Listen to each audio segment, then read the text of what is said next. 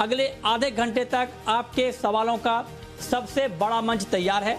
अगर आपने कमोडिटी में ट्रेड किया है या फिर नया ट्रेड करना चाहते हैं, जानना चाहते हैं कि आपके लिए कहां पर कमाई के मौके बनेंगे, तो आप सवाल पूछिए। नंबर आप नोट कर लें जिस नंबर पर आप सवाल पूछ सकते हैं, 02223001634। इसके अलावा आप 02223001635 पर भी अपना सवाल पूछ सकते हैं।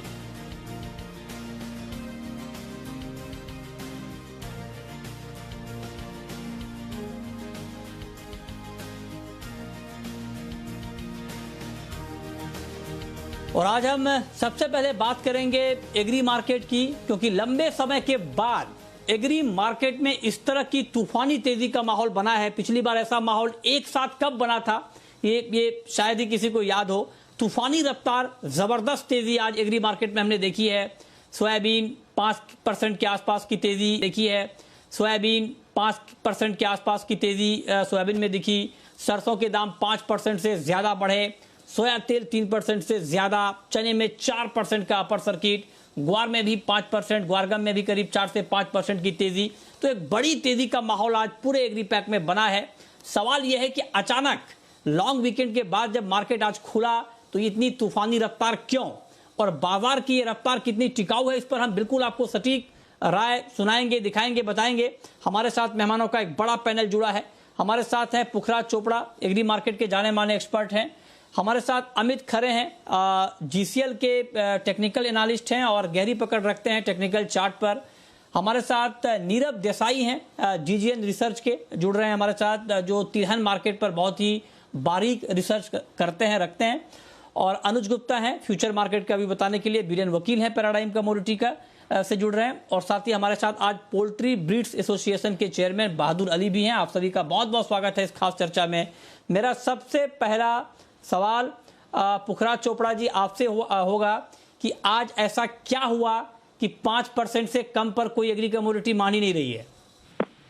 जी, आज जो बाजार सारा का सारा तेज हुआ है, इसके ऊपर एक बात तो मानी जा सकती है, जो मार्च एंडिंग हुई थी उसके बाद में ये नया शुरू हुआ, नया साल शुरू हुआ। सिर्फ एक सीजन ही गया था 1 तारीख वाला, उसके बाद में लगातार छुट्टी थी।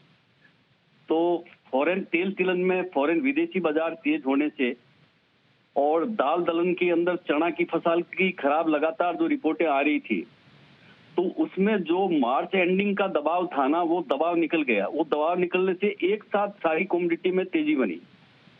ऐसा ही ग्वारगम में हुआ मृत्युंजय जी। ग्वारगम के अंदर 31 तारीख तक फंडिंग का बहुत बड़ा संकट था, तो जो लोग फंसे हुए थे वो बेच के किनारे हो गए, पक्के हाथों में माल रह गया। तो यही कारण है कि आज गम में, गवार में, चना में, सरसों में, सोयाबीन में, तेल में, सभी चीजों में तगड़ी तेजी बनी। अब जैसा कि हमेशा से कमोडिटी मार्केट में होता है कि इसमें हरा कम ही दिखाई देता है, और कभी हरा दिखाई दे जाए तो उसके बाद 3-4 दिन फिर लाल ही लाल दिखाई देता है। पर इस बार जो आज तेजी बनी है, वो आप ये समझिए, जो मार्च एंडिंग का जो दबाव था, ईयर एंडिंग का दबाव था, उस दबाव से लोग निकले हैं। और निकलने के बाद में इसमें नया इन्वेस्टमेंट आया है, नए सिरे से लोग इसके अंदर घुसे हैं। इसी वजह से इतनी बड़ी तेजी बनी है मसूद जी। अच्छा, तो आप कह रहे हैं कि मार्केट में लिक्विडिटी, ये बात और भी कई एक्सपर्ट ने कही है कि मार्केट में पैसा आया है मार्च एंडिंग के बाद, नए सिरे से फ्रेश बाइंग, नई खरीद यहां पर मार्केट में शुरू हुई है, जिसका इंपैक्ट यहां पर हमने देखा है। चलिए, ये तो आपने ओवरऑल बताया। अब हम एक एक करके अलग अलग कमोडिटी की बात करेंगे। और हमारे साथ नीरव देसाई हैं, जीजीएन रिसर्च के, तिलहन मार्केट पर गहरी पकड़ रखते हैं, अच्छी रिसर्च है इनकी। नीरव जी, अब मैं तिलहन से आपसे शुरुआत करना चाहूँगा। लगातार मतलब दाम बढ़ रहे हैं सोयाबीन के, मस्टर्ड के, सोया तेल के। तो अब आप ये बताएं कि अब यहाँ से ये तेज़ी कितनी टिकाऊ लग रही है? कहीं ऐसा तो नहीं कि मार्केट ने जो रफ्तार पकड़ी है इसी रफ्तार से यूटर्न भी ले ले? क्या रिसर्च कहता है आपका तिलहन पर? सबसे पहले मैं बात करता हूँ सोयाबीन की। तो सोयाबीन का जो हार्वेस्ट है वो अक्टूबर नवंबर मंथ में होता है, और ऑलरेडी जब हमने हार्वेस्ट किया था तब सोयाबीन 3800 से 4000 रुपीज से हार्वेस्ट स्टार्ट हुआ था। और पहले के सालों का हाई सोयाबीन का 505200 रुपीज था। आज जो 6400 6450 का नियर मंथ कॉन्ट्रैक्ट ने हाई बनाया है। तो बहुत ज़्यादा बड़ी तेजी ऑलरेडी सोयाबीन में आ चुकी है। सोयाबीन में फंडामेंटली सिचुएशन ये है कि सप्लाई साइड बहुत टाइट हो चुका है। इंडिया ने इस बार अर्जेंटीनियन स्ट्राइक के कारण और जनरल वर्ल्ड प्राइजेस बहुत अच्छे मूव अप करे, क्योंकि वर्ल्ड ओवर सोयाबीन का क्रॉप यूएस में, साउथ अमेरिका में, इवन सन का क्रॉप यूक्रेन में, रशिया में, ओवरऑल ऑयल सीड्स की प्रोडक्शन बहुत कम होने के कारण इंडिया में हमने इस बार सोया डीओसी का एक्सपोर्ट भी काफ़ी अच्छा देखा। मैं ये बोलूँगा कि पिछले साल के बनिस्बत नियरली 3 गुना 4 गुना हमने सोया डीओसी का एक्सपोर्ट देखा। तो सीजन के टाइम पे काफ़ी बहुत कार्गो हमने एक्सपोर्ट कर दिया और अब हमें हमारी डोमेस्टिक डिमांड के लिए भी कार्गो शॉर्ट पड़ रहा है। पर उसके सामने आज जो ये प्राइजेस बने हैं, सोयाबीन जो है एक इंडस्ट्रियल कमोडिटी है, मतलब पर्टिकुलरली जो सोया डीओसी से बनती है, आज वो पोल्ट्री इंडस्ट्री को जाती है या दूसरी कैटल फीड इंडस्ट्री को जाती है। ये इंडस्ट्री एंड कंज्यूमर नहीं है, ये एक इंडस्ट्रियल यूज है इसका।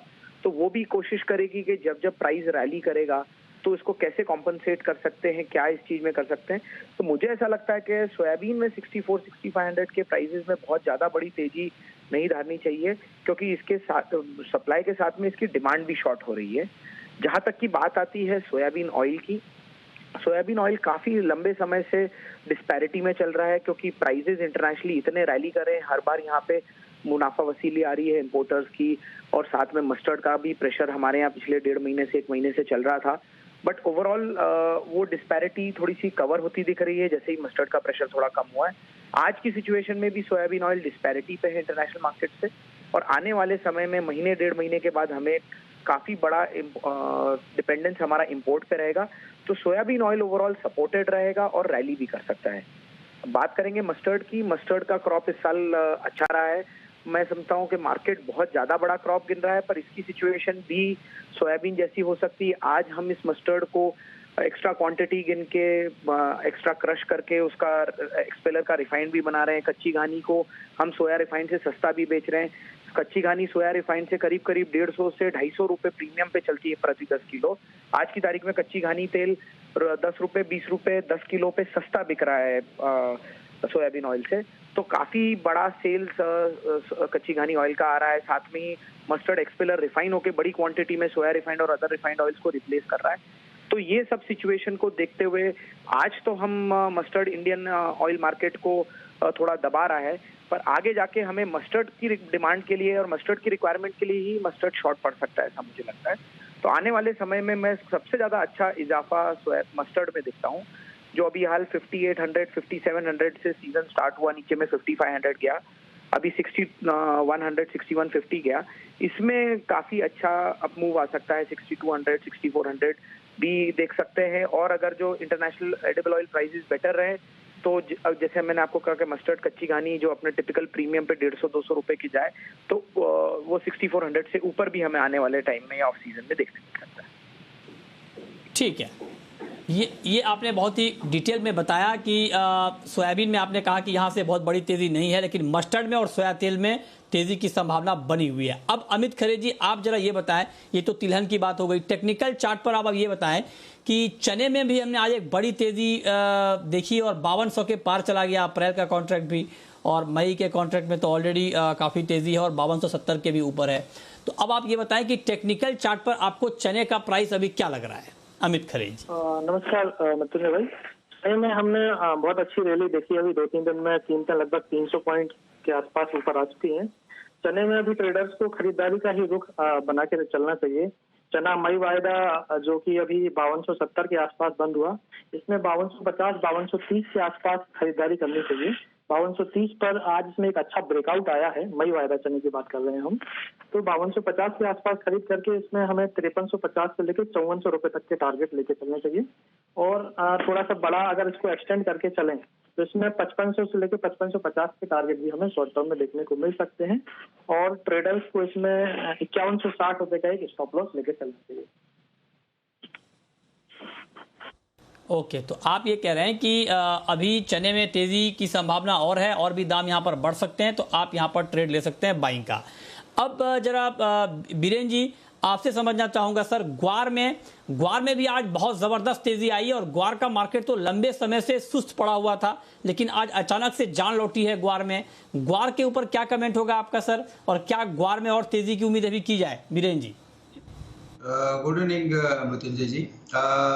इसमें फॉलोअप रहना पाया है, जैसे सब कमोडिटी सोयाबीन या सरसों तेल ये सब बढ़ रहे हैं, तो उसका ये कैचअप रैली में इसको कहूँगा। थोड़ी और भी गुंजाइश है, लेकिन इसमें मैं बाय साइड अवॉइड करूँगा, क्योंकि मेरे पास दूसरे ऑप्शन है, इसलिए मैं अवॉइड करूँगा।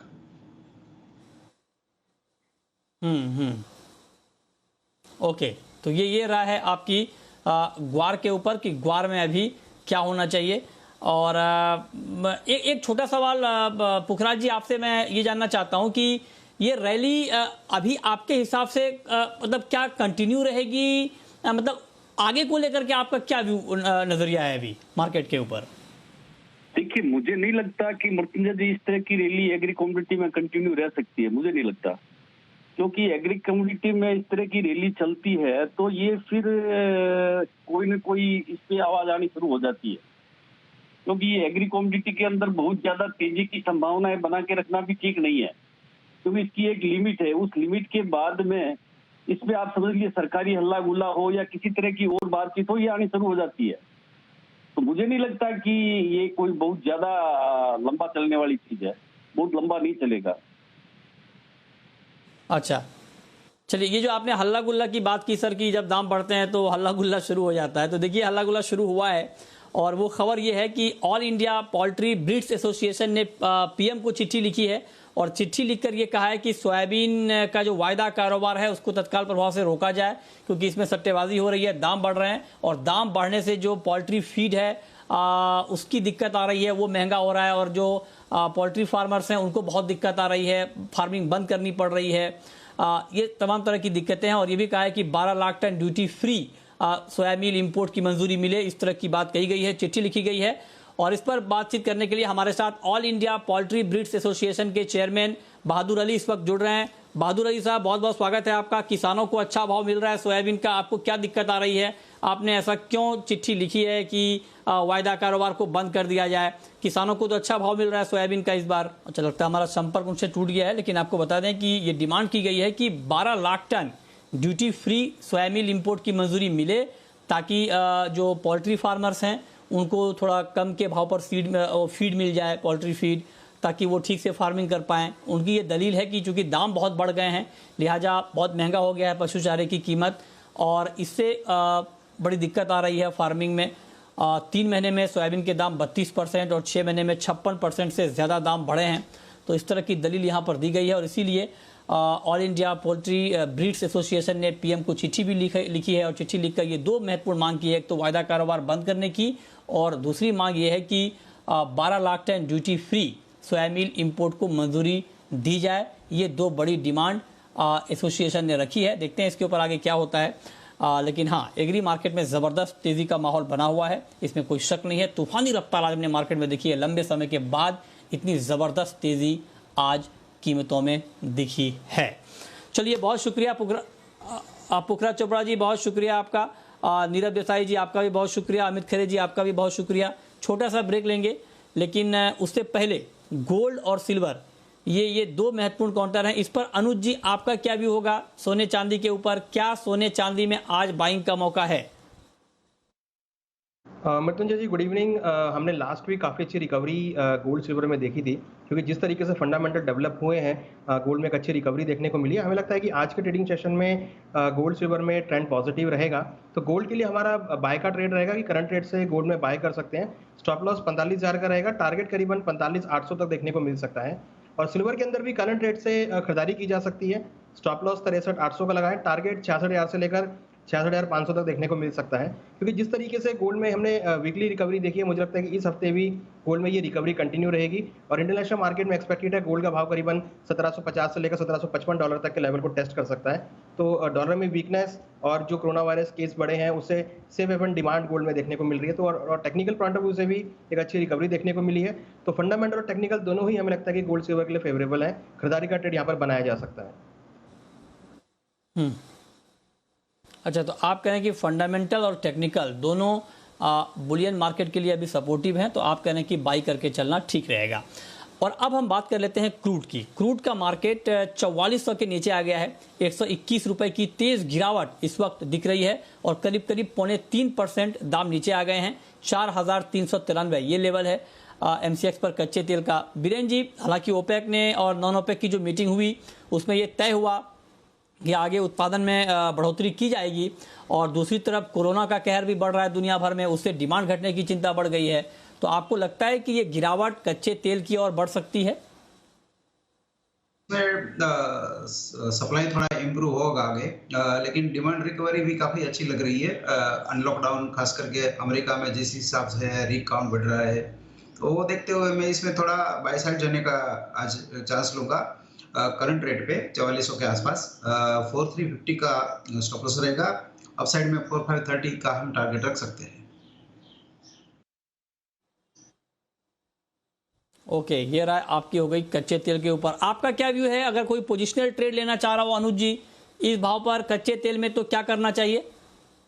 देखिए, मेरा थोड़ा सा कॉन्ट्रेरी कॉल रहेगा। मुझे लगता है कि क्रूड में हमने अगर हम पिछले 15 दिनों में देखें तो क्रूड करीबन 10% तक गिरा है, और जिस तरीके से ओपेक मीटिंग ने प्रोडक्शन बढ़ाने की बात की है मई, जून, जुलाई में, तो वो भी एक थोड़ा सा नेगेटिव फैक्टर है। और साथ में जो कोरोना वायरस केस बढ़े हैं, हमने यूरोप में कहीं लॉकडाउन होते हुए देखा, यूएस में भी हम देख रहे हैं, तो डिमांड जो है वो यहाँ पर थोड़ा सा इफेक्ट रहेगा और सप्लाईज जो है वो कंटिन्यूस बनी रहेंगी। तो मुझे लगता है कि थोड़ा नेगेटिव ट्रेंड यहाँ पे रहेगा। हालांकि अगर हम इंटरनेशनल मार्केट की बात करें तो WTI करीबन $60 के आसपास है, वो भी सस्टेन नहीं कर पा रहा है $62 के ऊपर। तो टेक्निकली भी हम देखें तो मार्केट हायर लेवल पे रेजिस्टेंस फेस कर रहा है। तो मुझे लगता नहीं है कि ज़्यादा तेजी यहाँ देखने को मिलेगी। तो फिलहाल मुझे लगता है कि क्रूड के अंदर सैलॉन राइस का मार्केट रहेगा। एक्सपेक्टेड है नीचे $55 तक के लेवल WTI में देखने को मिल सकते हैं, और ब्रेंट $58 तक आ सकता है। तो पोजिशनली तौर पर मुझे लगता है कि जो भी उछाल मिलता है करीबन आपका 4400-4500 के आसपास तक, तो वहाँ बिकवाली का ट्रेड बना के चलें। ठीक है, ओके, चलिए अब हम शुरू करते हैं सवाल जवाब। पहला सवाल है कैलाश चंद्र मोदी का, सदलपुर से हमारे साथ जुड़ रहे हैं। पूछिए कैलाश जी। नमस्कार सर। सर, मैंने आज एक करंट कॉन्ट्रैक्ट में पोजीशन बनाई है कॉपर में सर, 174 रुपए 25 पैसे में शॉर्ट की, क्या करना चाहिए? कॉपर में बताइए अनुज जी, कॉपर में क्या करना चाहिए इनको अभी? मुझे लगता है कि थोड़ा वेट एंड वॉच करें, क्योंकि एक्सपेक्टेड है कि जिस तरह का रैली बना है, एक बार भाव ऊपर 687 690 तक जा सकते हैं, तो वहां पर ये अगेन शॉर्ट कर सकते हैं, क्योंकि हमें लगता है कि हायर लेवल पर यहाँ पर बिकवाली देखने को मिलेगी। तो नीचे में 680 के आसपास मिले तो वहाँ कवर कर सकते हैं। बाय का रेट 680 के आसपास रहेगा और 690 के आसपास शॉर्ट कर सकते हैं। तो इनका ऑलरेडी शॉर्ट है, तो मुझे लगता है कि निकलना तो नहीं चाहिए। 690 के आसपास मिले तो वहाँ बिकवाली का ट्रेड बनाए, और नीचे 680 के आसपास मिले तो वहाँ खरीदारी का ट्रेड बना के चले। ओके, अगला सवाल है राधेलाल गुप्ता का। पूछिए गुप्ता जी। सर, मेरा सवाल है ग्वार के ऊपर। हेलो, पूछें। सर मेरा सवाल है ग्वार के ऊपर। हेलो, हाँ जी, ग्वार अच्छा, के ग्वार ऊपर पर क्या जानना चाहते हैं आप? सर ये शुक्र और वैसे तो शुक्रवार को ये इसमें ग्वार में मंदा दिखाया। आज क्या कारण हुआ कि इसमें एक तरफा से 6% तेजी आई? अच्छा, अभी बीरेन जी ने इस पे बात बीरेन जी ने बताया है, लेकिन बीरेन जी फिर से बताएं सर।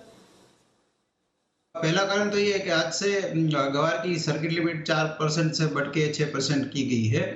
दूसरी चीज कि दूसरी काफी एग्री कमोडिटीज में बेतहाशा तेजी थी आज, जिसकी फॉलो अप इफेक्ट ग्वार को भी लगी हुई है।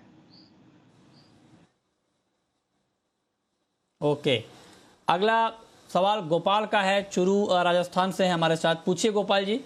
सर जी, हाजिर वायदा में गुआर 3850 में मई का वायदा बेचा है, तो क्या करें सर? अभी वापस आएगा भाव या नहीं आएगा? बताइए बीरेन जी। 4088 का स्टॉप लॉस रखना चाहिए, और आप टारगेट मई के हिसाब से मैं आपको दे रहा हूँ वो 3770-75 का दे रहा हूँ। बट ये स्टॉप लॉस मेंटेन करें, क्योंकि बहुत टाइपों के बाद इसमें ब्रेकआउट आया है, तो शायद आगे जा सकता है। ठीक है, ओके, तो ये राय है आपकी ग्वार के ऊपर। ग्वार में अभी आपको किस तरह का ट्रेड लेना है और क्या आउटलुक है। अनुज जी, बेस मेटल में कॉपर पर अभी बात हुई, लेकिन कॉपर के अलावा मेटल के जो दूसरे काउंटर हैं जिंक, लेड, निकल, यहाँ पर किस तरह का ट्रेड आप देख रहे हैं? देखिए बेस मेटल में देखें तो एक मिक्स ट्रेंड देखने को मिल रहा है और हायर लेवल पे जैसे कि हमने पिछले वीक भी देखा था कि नेगेटिव क्लोजिंग देखने को मिली थी। तो मुझे लगता है कि जो रैली थी बेस मेटल में जो हमने पिछले एक महीने पहले देखी थी वो मुझे लगता है कि यहाँ पे थमती हुई दिखाई देगी। तो यहाँ पर मुझे लगता है कि अगर किसी को ट्रेड लेना है पोजिशनल तौर पे तो डेफिनेटली बिकवाली का ट्रेड लेना चाहिए। बट हाँ, अगर इनको एक शॉर्ट टर्म ट्रेड लेना है 1 या 2 दिन के पर्सपेक्टिव से, तो जिंक अगर नीचे 218 के आसपास मिले, बाय ऑन डिप्स की स्ट्रेटेजी यहाँ पे रहेगी, तो 218 के आसपास खरीदारी कर सकते हैं। 216 का स्टॉप लॉस लगाएं, 222 तक टारगेट देखने को मिल सकता है और 222-23 के आसपास जाए तो वहाँ बिकवाली का ट्रेड भी लेना चाहिए, क्योंकि मुझे लगता है कि हायर लेवल पर बेस मेटल में पोजिशनल तौर पर बिकवाली का ट्रेड बन सकता है। मगर शॉर्ट टर्म में अगर डिप मिलता है तो वहाँ पे खरीदारी नहीं 1 या 2 दिन के पर्सपेक्टिव से। ठीक है, मनीष हैं हमारे साथ जुड़ रहे हैं इस पर। पूछिए मनीष। Good evening sir.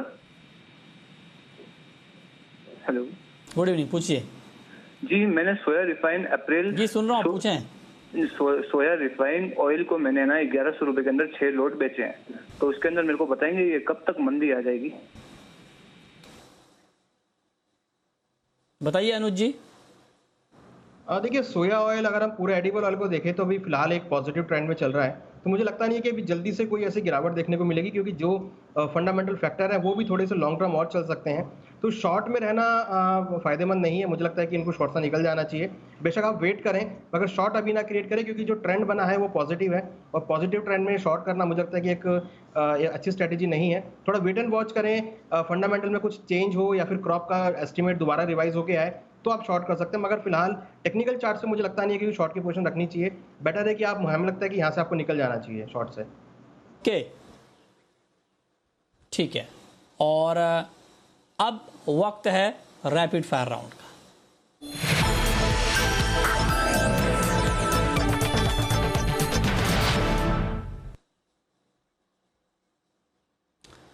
अनुज जी, आपकी पहली रैपिड फायर कॉल। हमारी कॉल गोल्ड में रहेगी। गोल्ड में करंट रेट से खरीदारी करें। स्टॉप लॉस 45,000 का लगाएं, टारगेट 45,800 तक हो सकता है। आपकी कॉल बीरेन जी। अप्रैल सोयाबीन में, अप्रैल सीपीओ में मैं बाय प्रेफर करूंगा 1110 पे, टारगेट 1140 रहेगा और स्टॉप लॉस 1097 रहेगा। आपकी आखिरी कॉल अनुज जी। हमारी कॉल नेचुरल गैस में रहेगी। नेचुरल गैस में करंट रेट से शॉर्ट कर सकते हैं। 197 का स्टॉप लॉस लगाएं, 182 तक टारगेट देखने को मिल सकता है। ठीक है, बहुत शुक्रिया अनुज जी आपका और बीरेन जी आपका हमारे साथ जुड़ने के लिए, बताने के लिए कमोडिटी में कहां पर कमाई के मौके बनेंगे।